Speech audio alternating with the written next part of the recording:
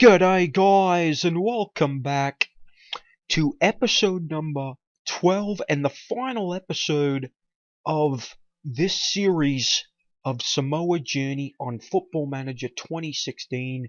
It's our birdie. G'day, how you guys going? And today, this is the final episode because as you can see, as you guys probably saw in the last episode, I got sacked. So that was that. But first things first, I just like to apologize for the ending of the last episode.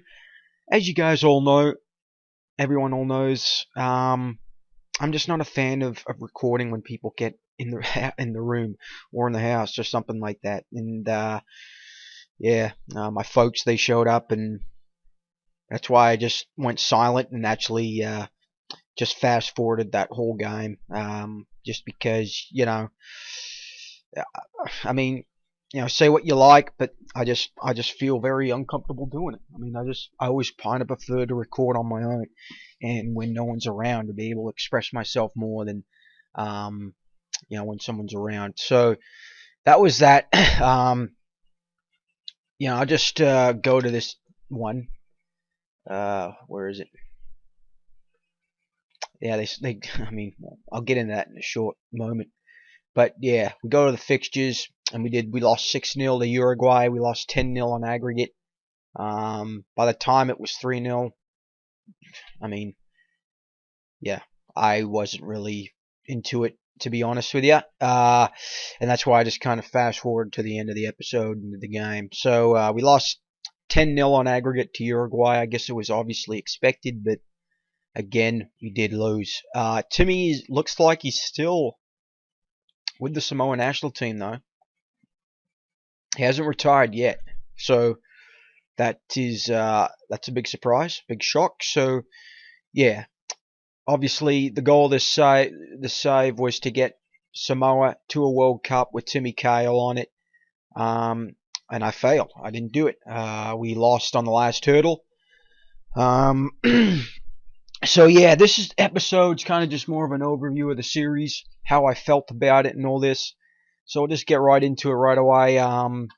Going into the series, I had it. I knew it was going to be difficult. I really did know it was going to be difficult. Did I think it would be this difficult? Yeah, I think I did. I knew I was getting into. Basically knowing what the first friendly was against the Cook Islands, and then we kind of got on from there. But it was difficult than what I thought. Obviously the players from Samoa are obviously amateurs. Not too many of them are full-timers. You probably only say that Jay Ingham, Kale, and there was one other one that was a full-timer, Andrew Mobley. These players are all amateurs, right? So, which is what mostly is in the OSC. So, there were some memorable results. There were also some horrendous results. But the point is, what I'm trying to say here, I may have failed to get Samoa to a World Cup, but according to my just knowledge of Footy Manager and how I play the game, as well as according to FM, it's got to be said. If Kim Cahill is on Samoa, they're a pretty decent side, and in Oceania anyway. And we are able to get to areas where we can win games. And there was one last hurdle. Had we maybe not drawn Uruguay, who knows? Who knows what could have happened? But the point is, we did, and we didn't make it. There were some memorable results. Obviously, I think the first term of World Cup qualifying was difficult, mainly because all these guys are all regions. There was very few young talent that was coming through at the time, and there were pretty much core players that these guys were. There were some good players, decent players anyway, not the greatest, but but yeah, as you can see, the first round of World Cup qualifying was difficult. Obviously, the Nations Cup. That was one goal as well. If we could win the Nations Cup, then that'd be another repertoire to the little save that I did. But we didn't even do that. It was just really difficult. But we got some memorable results. Papua New Guinea, New Caledonia is a very strong squad in Oceania. Um, yeah, I mean, can't really say much about it. Obviously beating Fiji as well, Papua New Guinea. Yeah, I think this OFC run, the second time around, the second term was really good. And this episode, I have to say, this one against New Zealand was kind of the difference maker episode, which I'm going to go into a bit, is because New Zealand's the top team in Oceania. It's no doubt about it, and we were that close to beating New Zealand with this squad, with these players, and we just barely lost to them. So that's where I've kind of felt, okay, if we could take New Zealand to this and beat New Zealand, then that gives us opportunity and the confidence that I have in myself in this save, that I can play with these teams. And if I get to a World Cup, we could probably get smashed, but on the flip side, we could also maybe make some damage. And so yeah, that was the one episode, that whole Nations Cup in the second term was where I really felt like, okay, we can get something going here. And yeah, I'd have to say the first term of World Cup qualifying was I mean, this was kind of more of a whole feeling out process of the players and trying to gel in players in this first term. But once I got to the second term, I had the core players, I knew the players, and yeah, I mean, also this first round was really good to see. You see some players getting there, getting him to come over to play, represent Samoa. Australian born, but coming over to play with Samoa was a massive addition to the squad. He played 33 caps for me, got 9 goals. That's pretty good, for a winger. But it was pretty much straightforward that Timmy Cahill was the main guy for us. For myself, 36 caps for 14 goals. I mean, that's not. I mean, that's okay. It's not the greatest record score sheet, but it's basically a goal every 2.5 games, I guess you could say, around there, almost just short. So I mean, that's okay for Tim, being his age. There were some games where he stepped up, but there was other games where you guys watched it, and I was a bit disappointed in some of his performances. So that's where I stand with Timmy in it. But I mean, the verdict is out there. If Timmy's playing for Samoa, he makes Samoa better, according to my play and on FM. Yeah, and then once we got on the World Cup qualifying, that was just really a really special time. The second term, this is where I really started to really enjoy the save, because I felt like I could maybe accomplish something with it. Of course, wins against the Solomon Islands. In a difficult group too, with Solomon Islands and New Caledonia, consisting. That was the other group. We got off some good results. Beating Solomon's away. Of course, losing to New Caledonia, that was the big one, because we definitely needed to win that one to actually guarantee, instead of relying on this game at the end here. But Solomon Islands did the job. And of course, the biggest shocker of the whole thing was Vanuatu beating New Zealand late in that. So, that's why I could thank FM for this this whole circumstance of my group and New Zealand's. And then, of course, we go on to beat Vanuatu 3-2 on aggregate. And we did actually win the title. We won the holders. The OFC qualifying section was us. So, I guess, I guess you could say I could take some pride into that, and that we were able to accomplish that. And then, of course, against Uruguay, I mean, the rest is history. Got absolutely smashed by Uruguay. So, um, I mean, what can you do, guys? Right? It's just what it is. To be honest with you, I'm quite surprised I got sacked after that performance. Given just how far, when I first started, we were 196. We went down to even 203, and now we're all the way up to 150th. So I could say I could take some pride in that as well. The highest I ever got was 148. So, that's okay for, a small nation in the South Pacific. When you look at my managers, we got one cup win, which was the World Cup qualifying section. And you kind of just look at my results: 13 wins, 8 draws, 18 losses. Sure, that's quite tough. But I mean, what can you guys? This is Samoa, right? Yeah. I'll take pride in that that record. I'll take pride in that. You look at the records, the all-time goal scorer, Timmy Cahill, so he left his mark in it as well. Timmy's there, most goals in a match, 3. Timmy's pretty much got the record on all this. Fastest goal scorer, Cahill. Oldest goal scorer, Cahill. Oldest player. Jay Ingham's obviously the most player of the match. Average rating though is Timmy.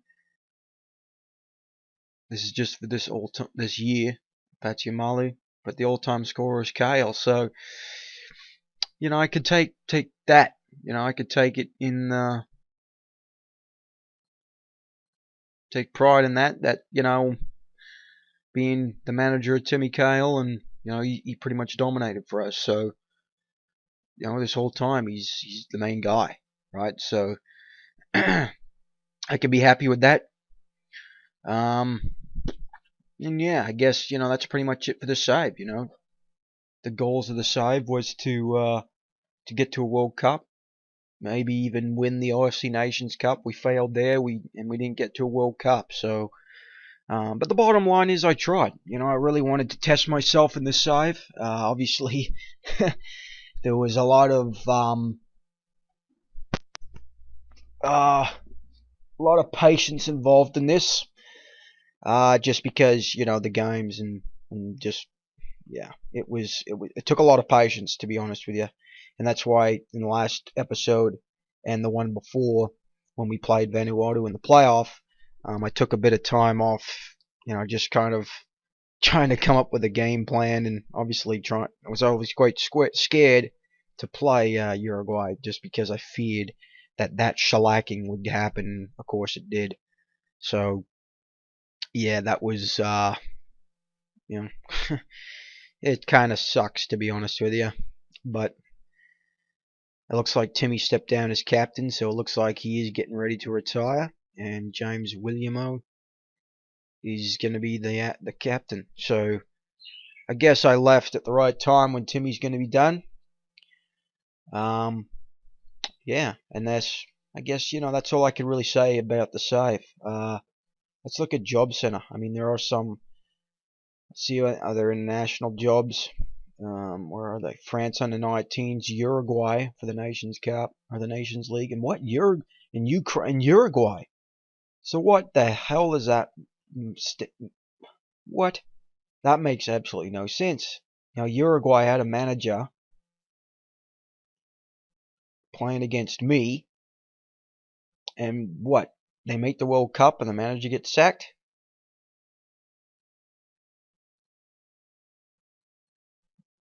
That's quite surprising for me. What happens if we get Ukraine? Yeah. I just want to see what other ones there were here. What happens if we go to France? France under 19s. I'll say it'd be a fantastic opportunity. I'm just doing shits and giggles here now, guys. But so yeah, so that concludes this series, guys. there were some memorable moments, and then there were some dreadful moments. I'm just looking at this for the World Cup. What teams qualified? So the World Cup's in Canada, so they moved it from Qatar, which they should do. You got Brazil, got Korea, Argentina, Morocco, Egypt, Cape Verde, Mali, Senegal, Iran, and Australia. Good on them. Mexico, United States, Saudi Arabia, Chile, Costa Rica, Portugal, Germany, Colombia, France, Belgium, Netherlands, Switzerland, Sweden, Spain, Haiti beats Oman. So you see, that could have been me, guys. Instead of Haiti, that could have been me. And then England, Poland, Uruguay, Russia, Czech Republic, and Denmark. So that's the World Cup. But yeah, Haiti, I mean, come on. It's all the luck of the draws, and really, the draw should have been awarded to me. I mean, really should have. But what can you do? But anyhow, guys, I'm blabbing on. So that will end this. That will conclude this series. Just like to thank everyone for tuning in and enjoying it. I understand Lolo. He was really into this series. Yeah, he's actually got a series of his own, Lilstrom on YouTube, which he's doing quite a good job there. So, if you guys want to watch some more Footy Manager content, I recommend Lolo the Samurai, the Peruvian Footy Manager streamer, well, story maker as well. Yeah, he's got a pretty good series going on there. So that's just my recommendation. But yeah, so I'd just like to thank everyone for just enjoying this. Hope you guys enjoyed it.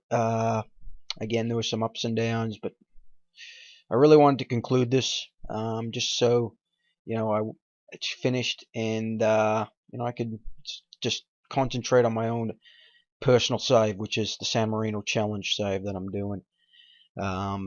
So yeah, but this concludes it, and according to my Football Manager expertise and FM, and if Timmy Cahill would be on Samoa, Timmy Cahill would not get Samoa to the World Cup.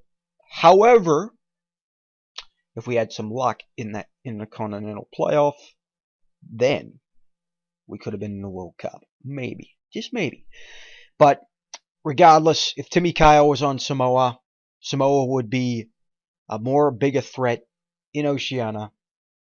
They would be way more dangerous. They would also have more opportunity to win trophies and go somewhere, according to this series that I did. Which, I mean, you had a player of his caliber, of course that would happen. So yeah, so that's what this proves. Unfortunately, I didn't achieve any of the goals that I wanted, but I mean, sometimes it is what it is. Sometimes you win, and sometimes you lose. So yeah, so again, I'd just like to thank everyone for tuning in. Hope you guys enjoyed it, and this will be my only content for Footy Manager 2016. Ideally, possible other future story YouTube stories. I mean, I'm gonna wait till FM17. I've already got one already in mind. That I'm kind of humming and hawing about. And again, it's another Timmy Cahill involvement. Because Timmy's just my favourite player, and he's a really good player, and he's Australia legend.